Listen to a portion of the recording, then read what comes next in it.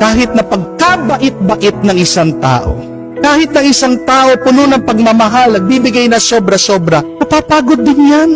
Nagsasawa din yan. Nauubusan siya. Hindi makakapag-survive ang tao kung palagi lang siyang give ng give. Gusto mong palaging mag-give yung tao, mag-give ka din sa kanya.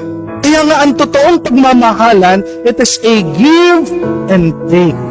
Huwag mo naman uubusin yung tao. Di po ba? Ang tunay nagmamahal, hindi niya mapipigilan na siya ay magbibigay. Pero sana naman kung nabigyan ka, matuto ka naman magsukli, magbalik, magganti ka naman ng mabuti at maganda. Pero kung hindi mo kayang ibalik yung kagandahan ng loob ng iba, listen to this, my dear friends. At least don't hurt the person that love you. Ang dami mga tao sobra-sobrang magmahal. Pero ano yung balik sa kanila? Tira-tira.